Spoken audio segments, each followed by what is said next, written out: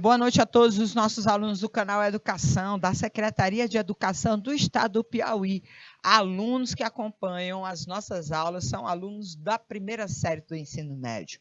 Boa noite a todos, eu sou a professora Marília Ferreira. Você que está acompanhando pelo YouTube, né, e pelas nossas redes sociais, uma boa noite também a todos aqueles que estejam nas unidades da SEDUC, nos 224 municípios do nosso estado e que têm todos esses municípios uma unidade da SEDUC com a sala do canal Educação, tá bom? A todos vocês, meu boa noite, nós vamos começar a nossa aula de literatura. E na literatura de hoje, vamos aproveitar aquela onda desse finalzinho, já preparando você para as provas da próxima semana. Fazer uma revisão desse último conteúdo aí. E trouxemos hoje o Barroco com o Padre Antônio Vieira, tá? Para a gente falar um pouquinho, lembrar dele, né? Um pouquinho dele e também trazer muitas intelecções, ou seja, muitos exercícios, muitas compreensões, inferências a respeito do texto de Padre Antônio Vieira. Vamos lá, gente, ó. Quem foi o Padre Antônio Vieira? Tá aí um cartoon, né, do Padre Antônio Vieira. O melhor modo de pedir é agradecer. E principalmente a Deus, não se esqueça nunca de agradecer antes de pedir a Ele, porque Ele já oferece a você antes mesmo da sua solicitação. Padre Antônio Vieira, gente, é um representante do Barroco no Brasil e em Portugal. Por que ele é um duplo representante do Brasil em Portugal? Porque o Padre Antônio Vieira, ele tem duas possibilidades da atuação dele aqui no Brasil, já que ele foi um dos principais representantes da Igreja Católica no século XVII aqui no nosso país, e dele ter nascido em Portugal. Ele é aí uma representação e também ter atuado em Portugal. Muitos de seus sermões eram direcionados àquilo que seria a comunidade portuguesa. E a comunidade portuguesa estava em Portugal e nas suas colônias. E uma das colônias que ele mais atuou foi a colônia brasileira, tá? Então, o Padre Antônio Vieira é um grande representante da literatura barroca no Brasil. E o barroco, gente, ó, tá aqui dentro dessas possibilidades aqui de serem trazidas para que a gente possa mencionar um aspecto importante, tá? Então, a gente vai poder identificar algumas situações. Olha, o barroco apresenta duas divisões, né? Você pode ter uma representação cultista ou conceptista. Olha o nosso representante aqui, gente, ó. Está dentro da literatura barroca que amava a lógica e a retórica. Os seus textos, principalmente sermões, que a gente vai estudar hoje, eram textos em que a gente conseguia identificar esse processo de utilização de produção em prosa associada àquilo que seria... Deixa eu apagar aqui. Pronto, deixa eu ver aqui se eu... Agora está melhor. Pronto. Aí, olha, os sermões é a produção em prosa conceptista, porque todo conceptista tinha que escrever em prosa. Além de escrever em prosa, ele utiliza a lógica, a racionalidade para defender um texto e, a partir desse texto, trazer aí essas alusões, esse processo de comparação, ou esse processo de discursividade de um assunto pertinente e principalmente envolto a um conteúdo religioso, tá bom? E aí a gente vai poder observar que isso faz com que a gente possa perceber na produção do Padre Antônio Vieira todas aquelas características importantes. É uma escola, porque o Padre Antônio Vieira faz parte da comunidade jesuíta, que vem para o Brasil para atuar na catequização, na distribuição dessa mensagem bíblica, principalmente porque a Contra-Reforma era algo que foi um momento histórico que traz para aí o Barroco toda a sua construção. Era um momento de forte atuação de religiosos como o Padre Antônio Vieira, tendendo a ter principalmente dentro da comunidade católica portuguesa, a confirmação da religiosidade católica. Por isso é que a palavra do padre Antônio Vieira era muito importante, porque ele dialogava com os seus fiéis e sabia, através daquele diálogo, chegar até as pessoas, mostrando para elas racionalmente como a palavra de Deus deveria ser absorvida. E aí a gente tem, ele representando todo esse processo de ser um autor religioso, discutir a religião, discutir de forma veemente, retórica, ou seja, buscando o que é a retórica, professora, que a senhora falou. Essa capacidade da gente encontrar um discurso que não seja questionável. Então, a retórica é esse momento que a gente fala e ninguém diz, tá. Não, eu vou lhe contrapor. Não, é aquele momento que você discursa, mostra aquilo que você entende, e é tão importante aquilo que você entende que todo mundo concorda. Então, essa é a retórica, é aquele momento da fala que você acaba buscando esse processo de representação. E aí, olha, dentro dessa nuance, a gente vai encontrar o padre Antônio Vieira, né? Vamos lá ao padre Antônio Vieira, gente. A respeito do padre Antônio Vieira, pode-se afirmar que, embora vivesse no Brasil, por sua formação lusitana, não se ocupou com problemas locais. Letra B. Procurava adequar seus textos bíblicos às realidades de que tratava. Letra C. Dada a sua espiritualidade, demonstrava desinteresse por assuntos mundanos. Letra D. Em função de seu zelo para com Deus, utilizava-o para justificar todos os acontecimentos políticos e sociais. Mostrou-se tímido diante dos interesses dos poderosos. A respeito do padre Antônio Vieira, o que é que a gente vai afirmar? Vamos riscar aquilo que é importante aí dentro dessa situação. Embora vivesse no Brasil, por sua formação lusitana, não se preocupou com problemas locais, né? Verdadeiro ou falso? Falso. Pelo contrário, gente, olha os temas que ele se preocupou. Escravização dos índios. Só para você ter uma ideia, tem um sermão que ele defende a não escravização dos índios, não é nem dos negros, não, é dos índios, para mostrar que ele estava preocupado com problemas da sua comunidade. Infelizmente, a gente tem certas críticas que a gente vai fazer sobre ele. O padre Antônio Vieira, ele pecou porque ele não defendeu a liberdade, ele defendeu os seus púlpitos, né? Ele defendeu aquelas pessoas com quem ele lidava. Como representante dos jesuítas aqui no Brasil, ele lidava diretamente com os índios. Então, é lógico que padres jesuítas, como o Antônio Vieira, vão desenvolver um carinho e uma afetividade com relação aos índios. Então, muitos deles defendiam a não escravização, acreditavam que os índios não mereciam e não precisavam ser escravos porque, covardemente, os negros já ocupavam esse espaço, tá? No Brasil do século XVIII, do século XVII. Mas isso prova que a letra A está inadequada porque ele se preocupou, sim, com os problemas de sua comunidade. Quando foi chamado pelo governo português para defender a permanência dos portugueses contra os holandeses e franceses que estavam aí iniciando invasões territoriais, ele veio para Recife, foi lá na cidade de Olinda e proferiu o sermão do Bom Sucesso das Armas.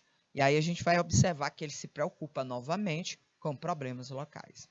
Procurava adequar os textos bíblicos à realidade que tratava. Gente, deixa eu ver aqui se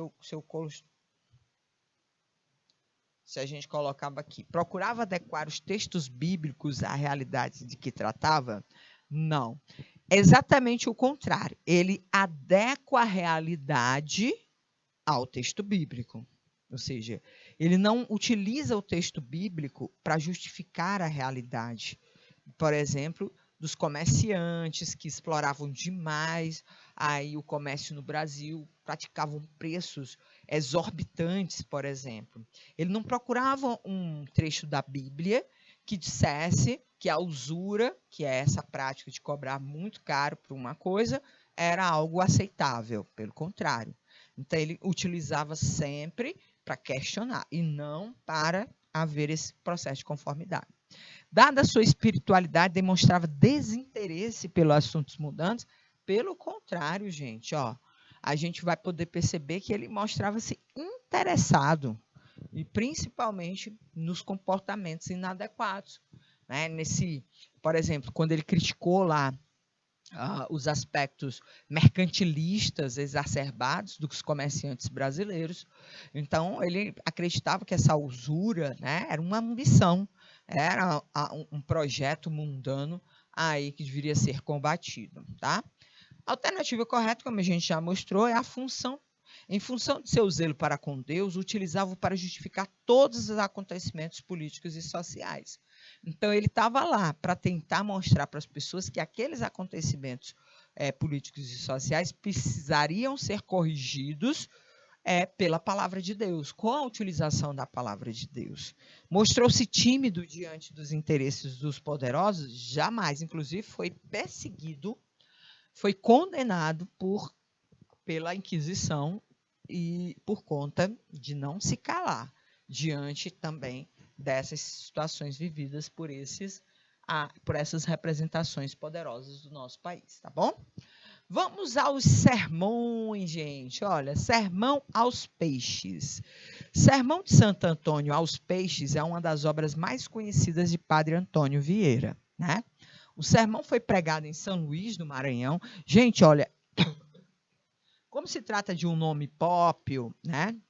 O sermão, o Santo Antônio aos Peixes aqui é um sermão cujo título tem a grafia do Santo Antônio de Portugal.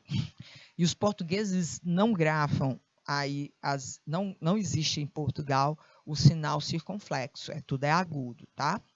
Então, por isso é que tem essa situação aí. Aí deixa-se por se tratar de um nome de uma obra, tá? Santo Antônio aos Peixes é uma das obras mais conhecidas do Padre Antônio Vieira.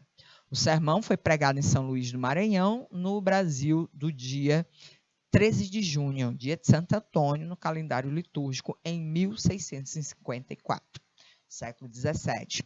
Na sequência dos litígios que surgiam entre os colonos brasileiros e os jesuítas, a ordem religiosa a qual pertencia Padre Antônio Vieira.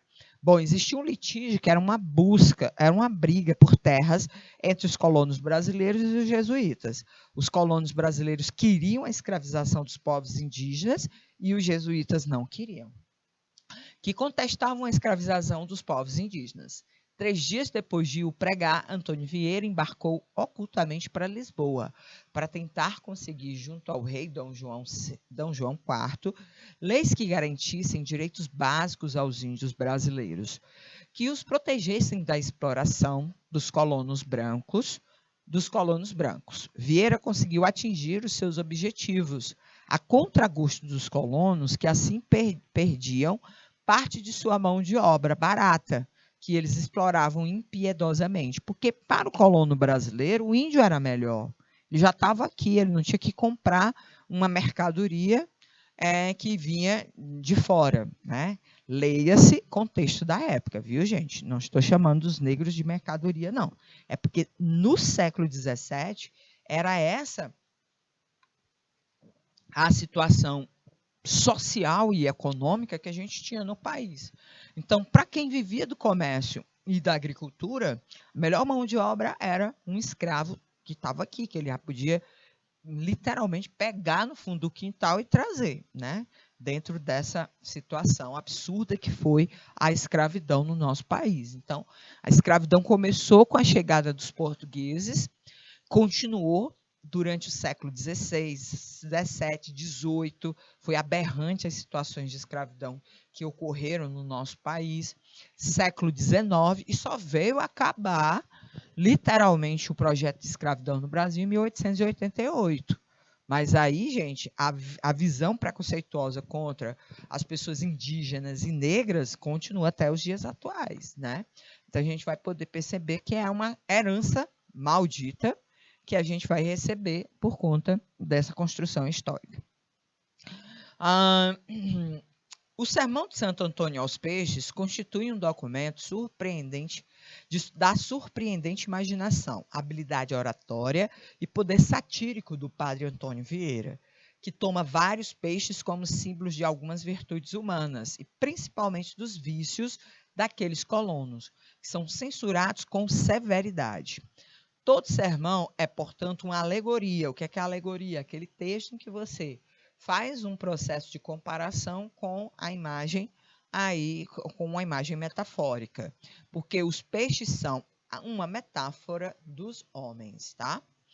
Vamos lá, gente, ó. Pregadores se chamam os peixes de que agora falo, e com grande propriedade, porque sendo pequenos, não só se chegam a outros maiores, mas de tal sorte se lhes pegam aos costados que jamais os desaferram. De alguns animais de menos força e indústria se contam que vão seguindo de longe aos leões na caça, para se sustentarem do que a eles sobeja. O mesmo fazem estes pregadores, tão seguros ao perto, como aqueles ao longe, porque o peixe grande não pode dobrar a cabeça, nem voltar a boca sobre os que traz às costas, e assim lhes sustenta o peso e mais a fome. Este modo de vida, mais astuto que generoso, se acaso se passou e pegou de um elemento ao outro, sem dúvida, que o aprenderam os peixes, como os nossos portugueses. Porque não parte vice-rei ou governador para as conquistas, que não vá rodeado de pregadores, aos quais se arrimam a eles para que cá lhe matem a fome, do que lá não tinham remédio. Os menos ignorantes, desenganados da experiência, desapegam-se e buscam a vida por outra via. Mas os que se deixam estar pegados à mercê e fortuna dos maiores, vem-lhes a suceder no fim o que aos pegadores do mar. Rodeia a nau o tubarão com os seus pegadores às costas, tão cerzinhos com a pele, que mais parecem remendos ou manchas naturais que hóspedes ou companheiros. Lançam-lhe um anzol de cadeia com a ração de 4 soldados. Arremessa-se furiosamente à presa, engole tudo de um bocado e fica preso. Corre meia a campanha a alá-lo acima. Bate fortemente o covés com os últimos arrancos. Enfim, morre o tubarão. E morrem com ele os pegadores. Olha aí, gente. Ele fala da relação entre um peixe grande e os peixes pequenos, a relação do tubarão com aqueles vários peixinhos pequenos que ficam lhe rodeando, né? Então ele fala também, por exemplo, que muitos peixes grandes vão atrás de grandes cardumes, porque pegam aí aquilo que seria aquilo que seria os alimentos, né, que aqueles pequenos não conseguem abocanhar.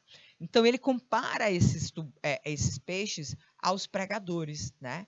Principalmente porque eles vivem cercados desses pequenos peixes que se usufruem, vamos dizer assim, das migalhas que eles sobram dentro desse momento. E aí esses peixes eles acabam não desenvolvendo aquela reação de catalogar ou de ir atrás do seu próprio alimento, porque eles acabam vivendo de sobras, né? E aí a gente vai ver também que esses religiosos têm essas pessoas que o circundam, que se acostumam a não buscar a palavra de Deus e a viver somente daqueles pedaços dela. Então a gente vai poder observar que isso faz com que a gente possa ter essa noção.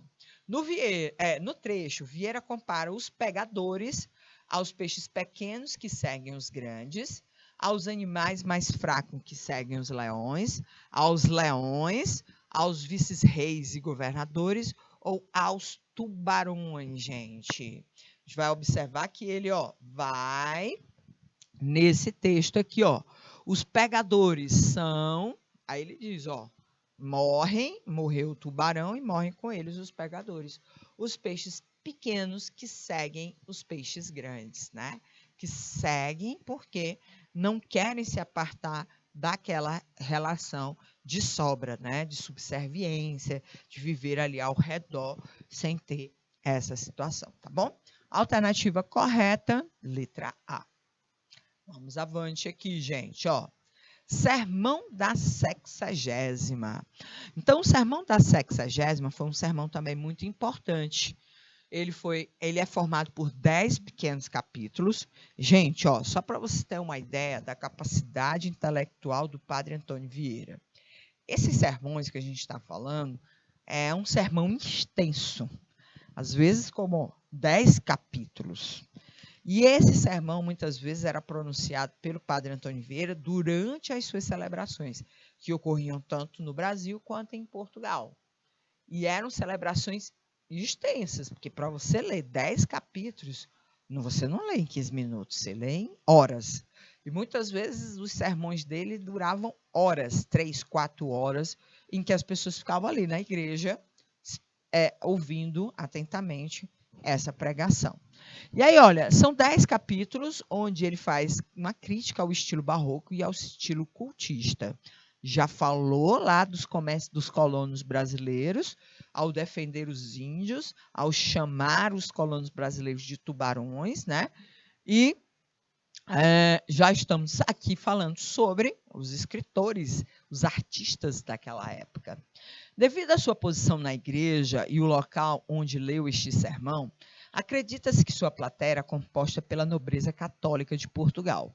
Vieira é reconhecido por sua ótima oratória, chamava a atenção do público, fazendo perguntas em que ele mesmo respondia.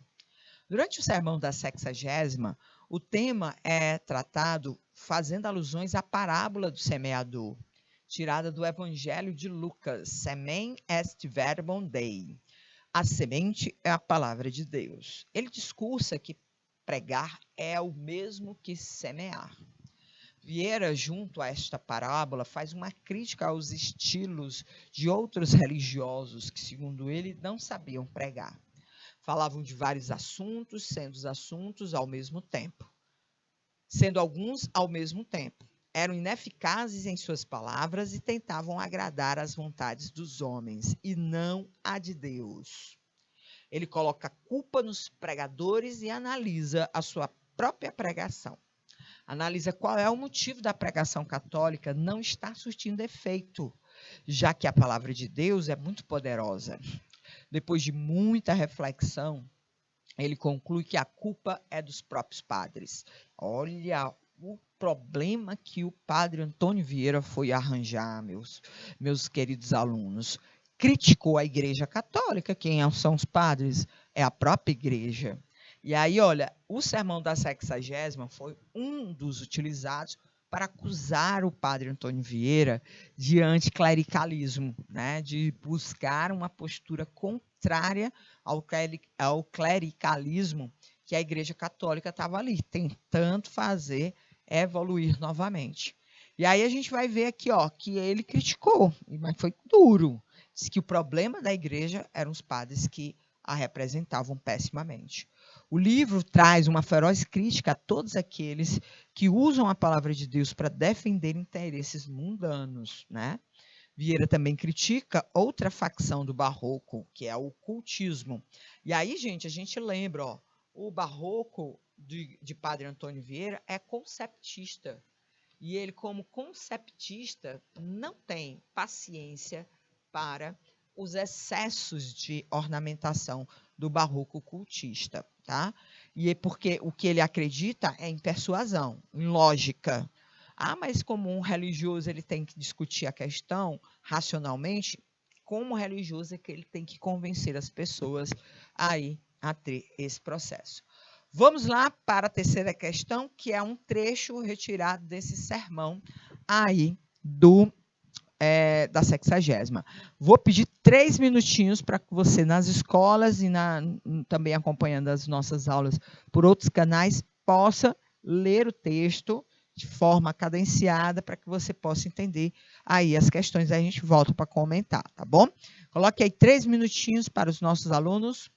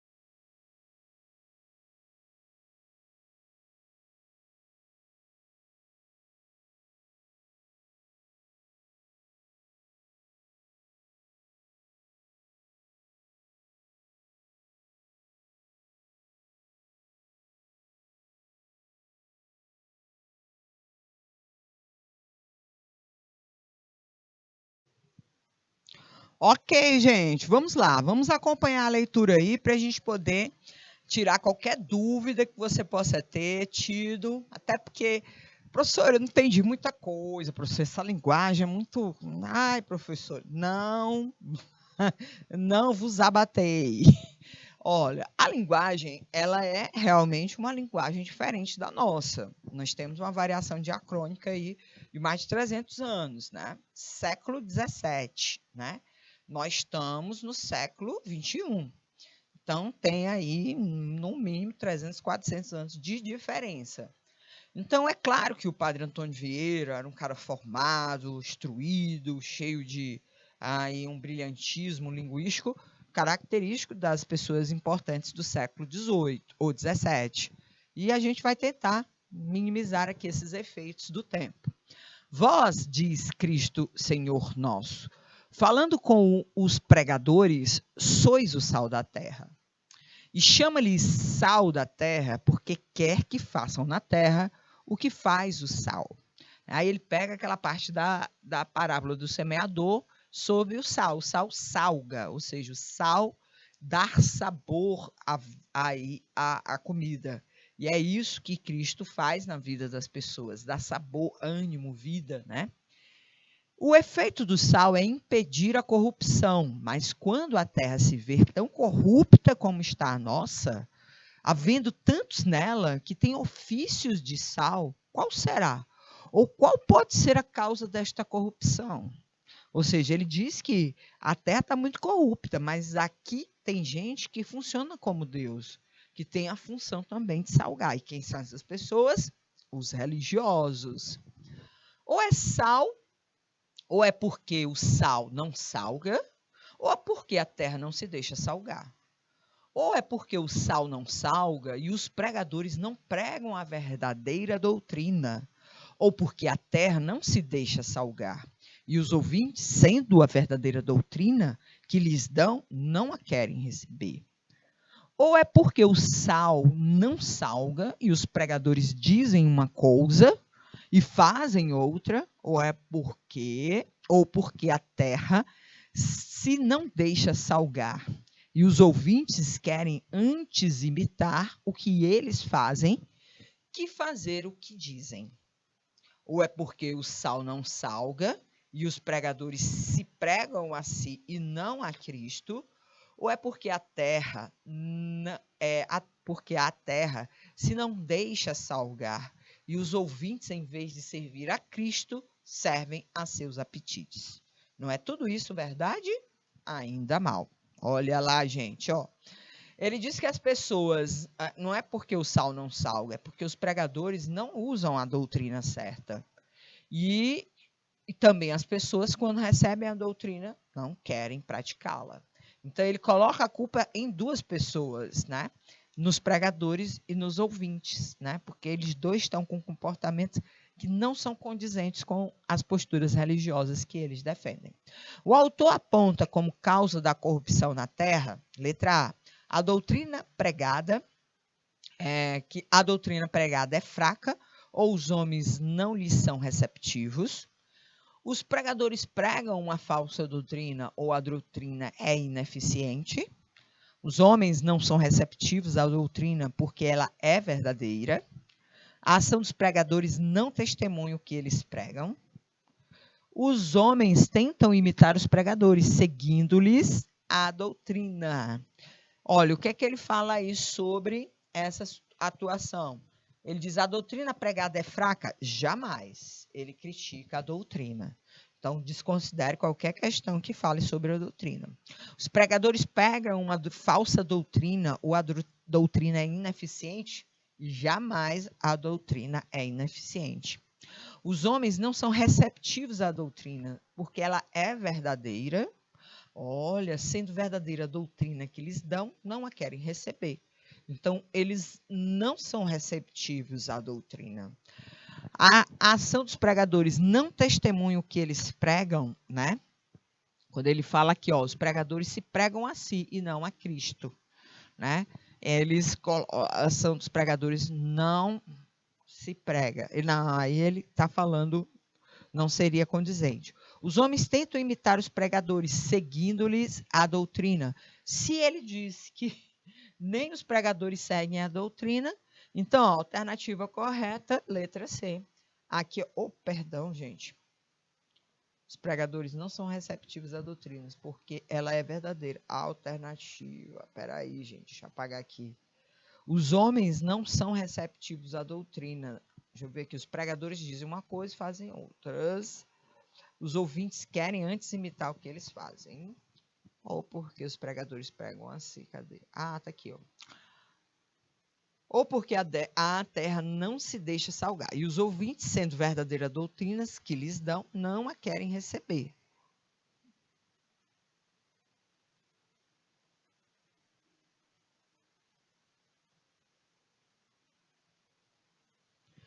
Poderia ser tanto a letra C, gente, aqui, ó, tanto a correta também aqui, ó, como a letra D, porque as duas ações aqui, ó, ele coloca, sendo verdadeira a doutrina que eles dão, não a querem receber. Então, eles não são receptivos à doutrina, porque ela é verdadeira.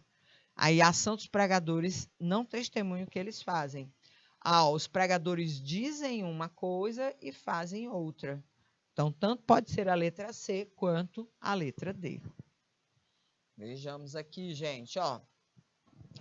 Quarta questão. Por isso são maus ouvintes os de entendimento agudo. Mas os de vontade endurecida ainda são piores, porque o entendimento agudo pode se ferir pelos mesmos fios e vencer-se uma agudeza com outra maior. Mas contra vontades endurecidas, nenhuma coisa aproveita a agudeza. Antes dana mais, porque quando as setas são mais agudas, tanto mais facilmente se despontam na pedra. Ó, Deus nos livres de vontades endurecidas, que ainda são piores que as pedras. Eita, olha aí, gente. Pelo trecho reproduzido, pode-se concluir que o sermão da 60ª trata, letra A, da problemática da pregação religiosa, considerando as figuras dos pregadores e dos fiéis. Letra B, necessidade do engajamento dos fiéis nas batalhas contra os holandeses. Letra C, perseguição sofrida pelo pregador em função do apoio que emprestava a índios e negros. Letra D, a advertência que o pregador fazia em favor do seu projeto de criar a Companhia das Índias Ocidentais. Letra E, condenação aos governantes locais que desobedeciam os princípios do mercantilismo seiscentista. O que é que você considera aí como importante, gente?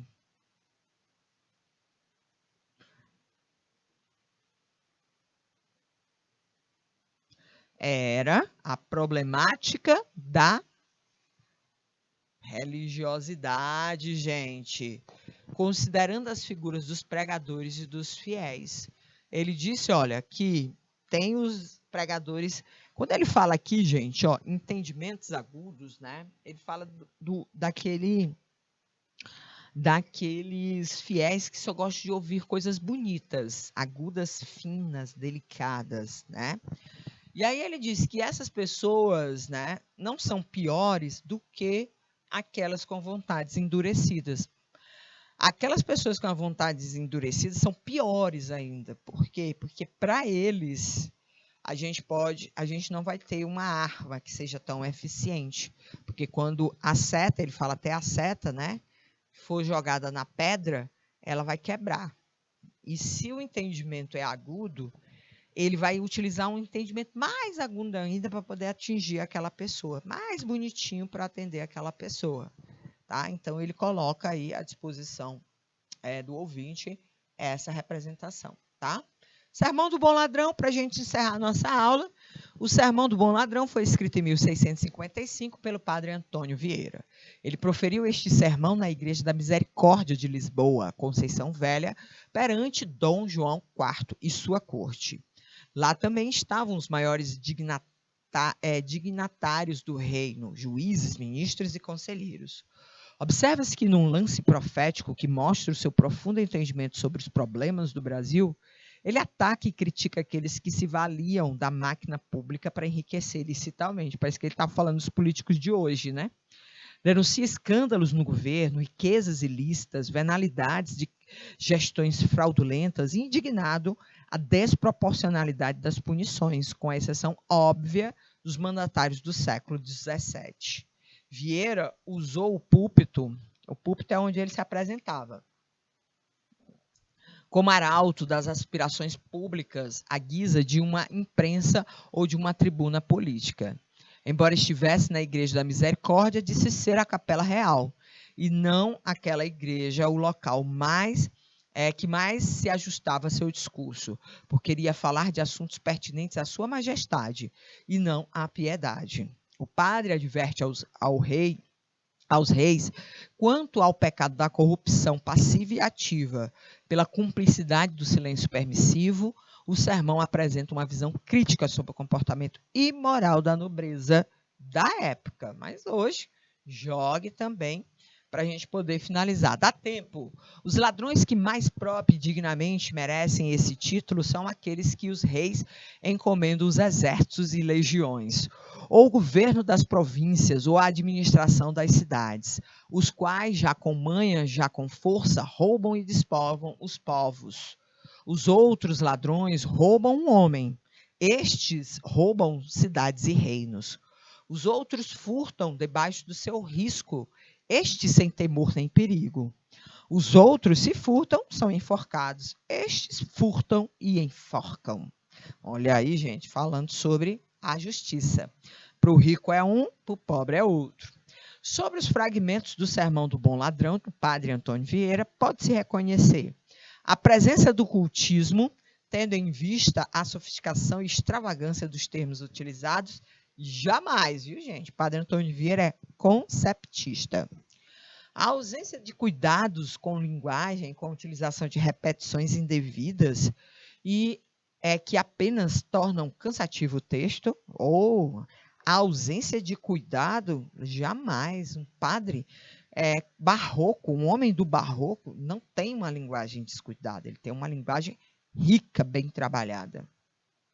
O conceptismo, que por meio do predomínio da lógica das ideias, é praticado como recurso à crítica contra as instituições. Olha, vamos só nos certificar que as outras alternativas são absurdas, tá?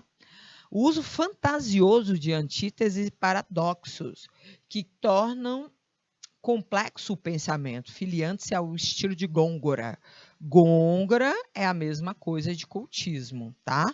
E não é fantasiosa o uso de recursos aí comparativos.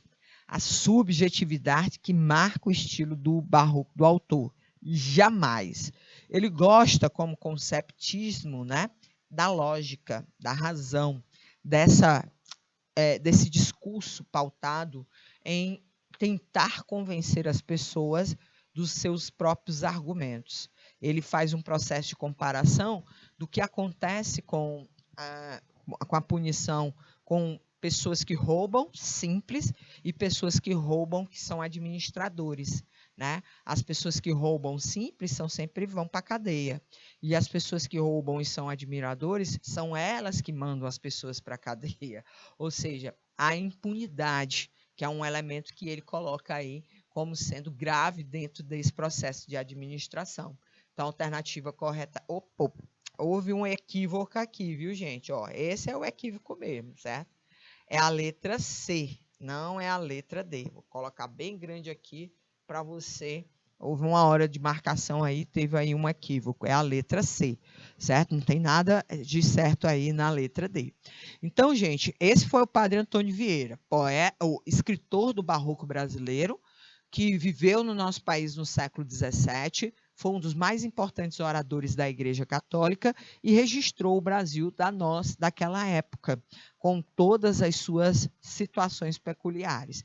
Numa obra religiosa que tinha a missão de doutrinar a sociedade, mas também que não fechou os olhos aos problemas brasileiros. A gente está aí finalizando a nossa aula, vamos entrar em recesso aqui no canal Educação, mas em agosto a gente se encontra novamente. Um abraço a todos e até o nosso próximo encontro, gente. Tchauzinho!